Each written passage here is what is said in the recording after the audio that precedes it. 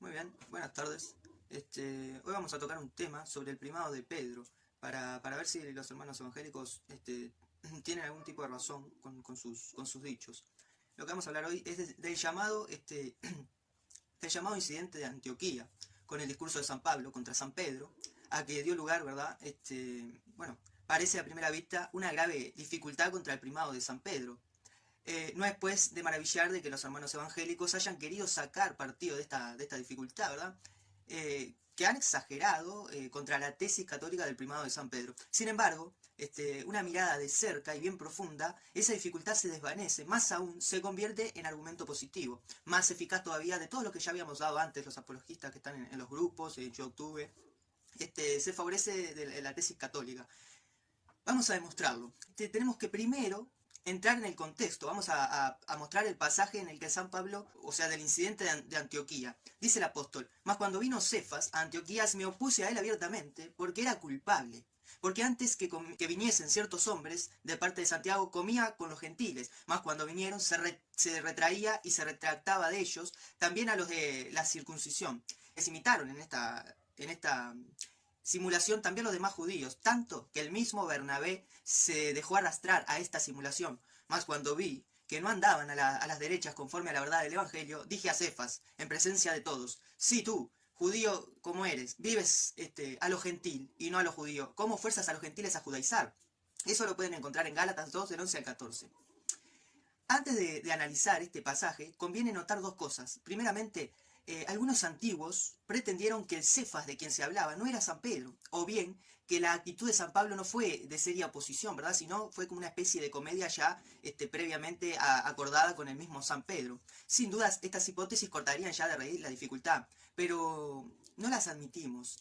Supondremos, porque es evidente, que San Pablo le está hablando a San Pedro, o si quieren decir, como dicen los hermanos evangélicos, contra San Pedro, y le habla bien de verdad, ¿verdad? No es que le esté haciendo un chiste. Además, vamos a hablar ahora de la autoridad de San Pedro, no de su infabilidad. Ojo, puede sustituir la autoridad sin la prerrogativa de la infabilidad, como de hecho la tienen los jefes de Estado, ¿verdad? Notemos, sin embargo, los pasos que San Pablo no ataca a la doctrina de San Pedro, sino su proceder práctico. Más aún, desde el momento que ataca a San Pedro, lo ataca de inconsecuencia y de simulación por el mismo caso del testimonio positivamente de que San Pedro no erró a la doctrina, pero sí erró precisamente porque no conformaba su obra con su doctrina. Queda en pie la sentencia de Tertuliano, ¿verdad? Que el error de San Pedro, que dijo conversationis fuit vitum non predicationis, o sea, fue un error en su comportamiento, no en su predicación. Como alguien ha dicho moderadamente, con un juego de palabras insinuado por San Pablo, el error de Pedro no fue de ortodoxia, sino de ortopedia. Ya el hecho de San Pedro y la actitud que enfrente de él toma San Pablo. Estamos en Antioquía, ¿bien? Eso no hay dudas, cuya iglesia estaba en su mayoría compuesta de gentiles, poco después del llamado Concilio de Jerusalén, donde se había definido la libertad de los gentiles respecto a la ley mosaica. Llegó allá San Pedro, el cual, en conformidad con el resultado del concilio de Jerusalén, no tuvo el menor reparo en vivir y comer con los gentiles, sin atenerse, por tanto, a las prescripciones de la ley relativas de la distinción sobre los manjares.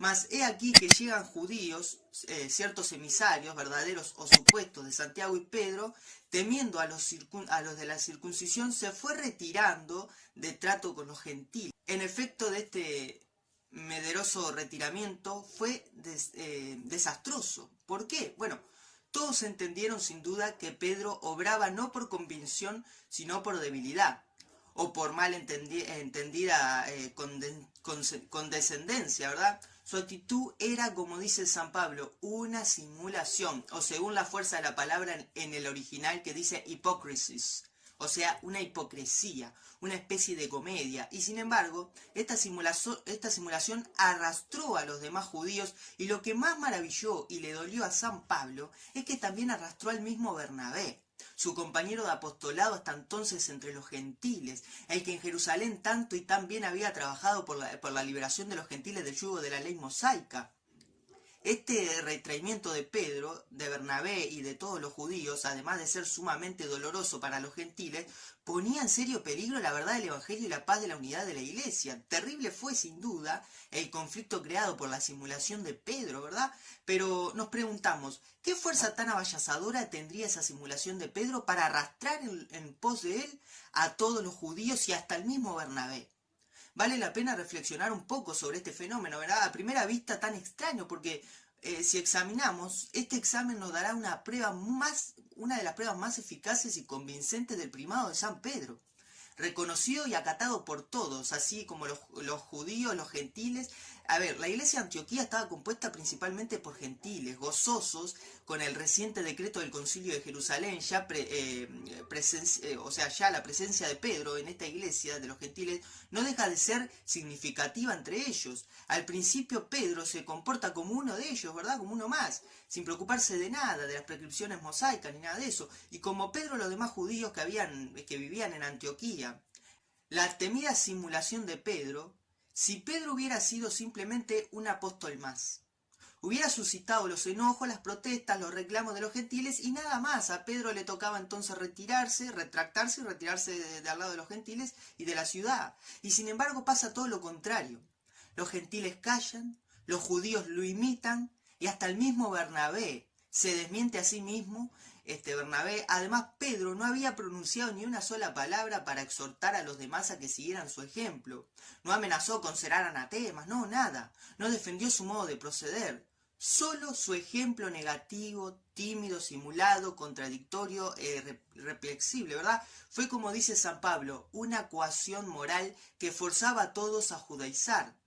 Ya otros antes del Concilio de Jerusalén, si ustedes investigan, habían hecho lo que ahora hace San Pedro y su ejemplo se despreció, ¿verdad? Como ahora el ejemplo de Pedro arrastra a todos y al mismo Bernabé, el amigo íntimo de Pablo, hasta entonces. El de carácter tan fuerte e independiente que poco después se apartó de Pablo. El que veía comprometido su apostolado entre los gentiles. ¿Por qué se dio tan fácilmente a la simulación de Pedro? ¿Es que no se le ocurrió ni siquiera oponerse al decreto del concilio? El ejemplo indeciso de Pedro hace más fuerza que el decreto de un concilio. Algo debía haber en Pedro para que su solo ejemplo avallazase de tal manera. Este algo no era sus dotes personales humanamente. San Pablo superaba de mucho a San Pedro, ¿verdad? Lo que le daba tal fuerza al ejemplo de Pedro no era ni podía ser sino la autoridad suprema y universal reconocida y acatada por todos. Mas la autoridad del que lo daba pesaba más que los decretos del Concilio Apostólico. A ver, ante este conflicto creado por la debilidad o condescendencia de Pedro, ¿qué actitud tomó Pablo? Él mismo lo dice, vio a Pedro, inconsecuente con sus principios, no procedió en este caso conforme a la verdad del Evangelio y era por tanto culpable y responsable.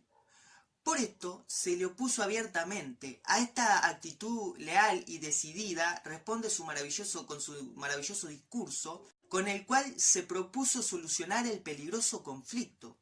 No nos interesa ahora la apreciación moral de la actitud de San Pablo, si bien pudiéramos notar la moderación y respeto con que habla San Pablo a San Pedro. Lo que nos interesa son las consecuencias que se desprenden de la actitud y de las palabras del gran apóstol de los gentiles.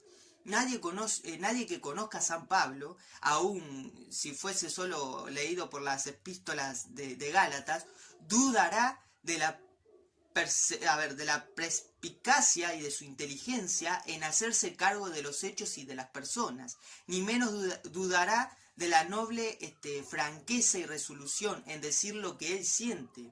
En tales circunstancias, vean lo que San Pablo dice, y lo que no dice también en discurso contra la simulación de San Pedro. No puede escondérsele a San Pablo que la razón de la eficacia que tuvo el ejemplo de San Pedro era la autoridad que los demás daban a su persona. En tal caso, si esta autoridad no hubiera sido legítima y verdadera, lo primero y aún lo único que se debía haber hecho, o que debía haber hecho San Pablo, era atacar a esa autoridad. Y sin embargo, San Pablo no ataca a la autoridad de San Pedro. Y en tales circunstancias, él no ataca, al no atacarla a la autoridad de Pedro, la está reconociendo. Además, San Pablo en su discurso o sea, en su discurso solo ataca a Pedro, va contra Pedro. Esto basta para su intento, ¿verdad?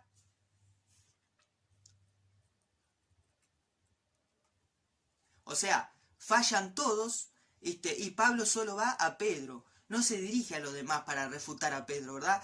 ¿Es que no consideraba suficiente para solucionar el conflicto? No, no consideraba suficiente para solucionar el conflicto, convencer y enderezar a los demás sin convencer y enderezar a Pedro. O mejor aún, pensó sin duda que no lograría convencer a los demás si de antemano no convencía al mismo Pedro. A ver, sin esto no se arrancaba de raíz el mal, ¿verdad? Por esto habla solo a Pedro y solo a Pedro. Ni tampoco menciona el concilio. Si hubiera juzgado que la autoridad del concilio era superior a la autoridad de Pedro, el recurso más eficaz para desautorizar la conducta de Pedro hubiera sido apelar al concilio. Y si San Pablo no apela al concilio, y el concilio que era apostólico, ¿qué hace? Apela de Pedro a Pedro, que en un caso particular no obra conforme al Evangelio, a Pedro apóstol y supremo depositario de la verdad del Evangelio, ¿verdad? De Pedro vacilante e inconsecuente en la obra, a Pedro jefe supremo de la Iglesia. Grande osadía necesitó y grande osadía desplegó San Pablo al oponerse abiertamente a San Pedro. Pero esta misma osadía de su actitud y de su palabra es para nosotros la más segura garantía que San Pablo, al no atacar la autoridad de San Pedro, al apelar de Pedro a Pedro, reconocía como todos los demás, aunque de manera distinta, la suprema autoridad jerárquica, la suprema autoridad jerárquica del príncipe de los apóstoles. Tenemos por consiguiente que la actitud de las palabras de San Pablo, lejos de ser una negación práctica o una dificultad contra el primado de San Pedro, son su más espléndida conformación. Pablo no se opone a Pedro ni su propia autoridad a la autoridad de los demás apóstoles reunidos en el concilio, convencido de que el conflicto creado por la suprema autoridad de Pedro, solo el mismo Pedro, vuelto en sí, podía con su autoridad suprema solucionarlo. Así fue lo que hizo San Pablo, así se dirigió a Pedro, porque solo la autoridad de Pedro podía ser solucionada con Pedro vuelto en sí. La conclusión de esto es que la epístola de Gálatas, San Pablo hace su propia apología, defiende enérgicamente su autoridad apostólica de Jesucristo, defiende la verdad de su evangelio, defiende la santidad de su doctrina moral. Y al hacer su propia apología, Pablo hace la apología más brillante del primado de Pedro. Pablo, además, se muestra noblemente autoritario. Su epístola a los Gálatas no es sino un acto de autoridad apostólica, y mientras reclama para sí su autoridad de apóstol, combate resueltamente, sin ceder ni en un solo punto, a los judaizantes, destituido, con el cual se propuso solucionar el peligroso conflicto. No nos interesa ahora la apreciación moral de la actitud de San Pablo, si bien pudiéramos notar la moderación y respeto con que habla San Pablo a San Pedro. Lo que nos interesa son las consecuencias que se desprenden de la actitud y de las palabras del gran apóstol de los gentiles. Nadie que conozca a San Pablo, aun si fuese solo leído por las epístolas de Gálatas, dudará de la perspicacia y de su inteligencia en hacerse cargo de los hechos y de las personas, ni menos dudará de la noble franqueza y resolución en decir lo que él siente.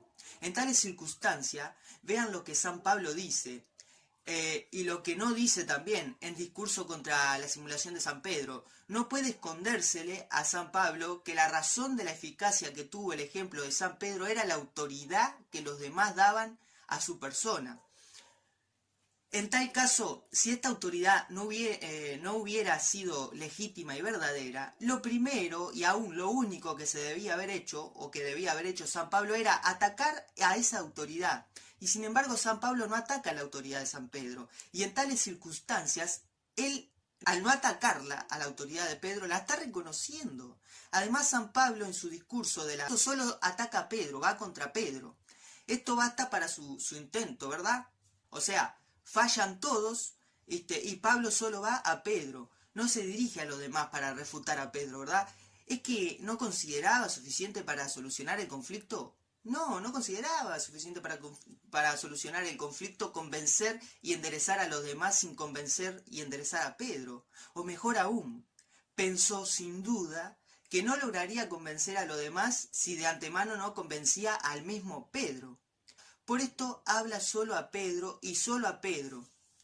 Ni tampoco menciona el concilio. Si hubiera juzgado que la autoridad del concilio era superior a la autoridad de Pedro, el recurso más eficaz para desautorizar la conducta de Pedro hubiera sido apelar al concilio. Y si San Pablo no apela al concilio, y el concilio que era apostólico, ¿qué hace? Apela de Pedro a Pedro, que en un caso particular no obra conforme al Evangelio, a Pedro apóstol y supremo depositario de la verdad del Evangelio, ¿verdad? De Pedro vacilante e inconsecuente en la obra, a Pedro jefe supremo de la Iglesia. Grande osadía necesitó y grande osadía desplegó San Pablo al oponerse abiertamente a San Pedro. Pero esta misma osadía de su actitud y de su palabra es para nosotros la más segura garantía que San Pablo, al no atacar la autoridad de San Pedro, al apelar de Pedro a Pedro, reconocía como todos los demás, aunque de manera distinta, la suprema autoridad jerárquica, la suprema autoridad jerárquica del príncipe de los apóstoles. Tenemos por consiguiente que la actitud de las palabras de San Pablo, lejos de ser una negación práctica o una dificultad contra el primado de San Pedro, son su más espléndida conformación. Pablo no se opone a Pedro ni su propia autoridad a la autoridad de los demás apóstoles reunidos en el concilio. Convencido de que el conflicto creado por la suprema autoridad de Pedro, solo el mismo Pedro, vuelto en sí, podía con su autoridad suprema solucionarlo, así fue lo que hizo San Pablo, así se dirigió a Pedro, porque solo la autoridad de Pedro podía ser solucionada con Pedro vuelto en sí. La conclusión de esto es que la epístola de Gálatas, San Pablo hace su propia apología, defiende enérgicamente su autoridad apostólica de Jesucristo, defiende la verdad de su evangelio, defiende la santidad de su doctrina moral. Y al hacer su propia apología, Pablo hace la apología más brillante del primado de Pedro. Pablo, además, se muestra noblemente autoritario. Su epístola a los Gálatas no es sino un acto de autoridad apostólica, y mientras reclama para sí su autoridad de apóstol, combate resueltamente, sin ceder ni en un solo punto, a los judaizantes. Destituido, Pablo hace la apología más brillante del primado de Pedro. Pablo, además, se muestra noblemente autoritario. Su epístola a los Gálatas no es sino un acto de autoridad apostólica, y mientras reclama para sí su autoridad de apóstol, combate resueltamente, sin ceder ni en un solo punto, a los judaizantes. Destituidos de la autoridad, en cambio, respecto de Pedro, se rinde frente a su autoridad. Fíjense, él visita solo a Pedro, él pide a Pedro la aprobación de su apostolado y de su evangelio, y aun cuando se opone a la debilidad de Pedro, lo hace apelando a la autoridad misma de aquel al que se le está oponiendo, y juntamente da testimonio de que todos, igual que él, se rinden ante la autoridad de Pedro. Es que Pedro ha recibido de Jesucristo una autoridad única, eminente, soberana y universal. Al reconocer esta autoridad única, San Pablo confiesa y testifica el primado del apóstol San Pedro. Espero que les haya quedado claro que si se profundiza un poquito más esta discusión, nos damos cuenta de la autoridad grande que tenía San Pedro, reconocida por los apóstoles. Si les gusta este video, suscríbanse. Denle tilín tilín a la campanita para que todos mis videos le vayan llegando, porque voy haciendo de a poco y de a poco van a ir mejorando los videos, el audio, porque estamos en tiempos difíciles los cristianos, estamos viviendo un tiempo difícil. Yo creo que ya empezamos con una persecución, empezamos tiempo difícil, los cristianos tenemos que estar unidos, por eso principalmente hay que hacer un poco de apologética, para hacer una sola doctrina y unirnos a los tiempos difíciles que se vienen. Comparto este video, lo voy a compartir por los grupos de Facebook también. Mi canal se llama Alexis Rivero por ahora, pero el nombre del canal va a ser redcatólica.ar. Lo voy a cambiar de nombre ahora. Voy a ir compartiendo de a poco un tema de apología, tema de noticias de la iglesia, de persecuciones, de todo lo que estamos pasando ahora. Espero que les guste. Si no les gusta, compartan, denle like, denme su opinión, qué les parece. También compartan algún tema que ustedes quieran conversar, tocar específico, o algo que tengan alguna duda, que estando a mi alcance yo no tengo problema, lo estudio, busco información y lo comparto. Esto que estoy compartiendo no es un pensamiento mío, esto es un pensamiento que yo al buscar y a investigar encontré una reflexión hermosa, esta reflexión, y dije, wow, esta reflexión es maravillosa. Porque es verdad, a veces hay que penetrar un poco más de la lectura que uno hace, por ejemplo en este conflicto de Pedro y Pablo, ¿verdad? Si uno penetra más allá, o más allá de las escrituras, porque las escrituras de Dios es algo que para algunos está encadenado, uno de repente lee y no entiende y otros sí, y penetrar en esa lectura te lleva al respeto de Pablo hacia el apostolado de San Pedro, o sea, hacia el primado de Pedro. Entonces es hermoso, porque las escrituras uno las lee por arriba, pero hay que tener el Espíritu Santo y la autoridad de atar y desatar como la tiene solo la Iglesia Católica. Por eso Pablo también dice que la Iglesia es la columna y el fundamento de la verdad. Fuera de ella no tenemos un fundamento, no tenemos una garantía de que se nos hable la verdad. ¿Por qué? Por esto mismo. Porque si uno lee la pelea de San Pablo y San Pedro, lo único que entiende, San Pablo le recriminó a San Pedro. Pero si lee una persona que tiene la autoridad verdadera de la iglesia, con la imposición de manos y con el Espíritu Santo, con el poder de atar y desatar, o sea, de entender, el Espíritu Santo le revela el trasfondo de esto, que casi muchos no lo pueden ver, que es que Pablo le discute de una manera respetuosa a Pedro, para hacer volver a Pedro en sí. ¿Por qué? Porque reconoce la autoridad de Pedro, ¿verdad? Reconoce el primado. Bueno, recuerden, denle a la campanita, suscríbanse para que les lleguen mis videos. De a poco van a ir mejorando los videos.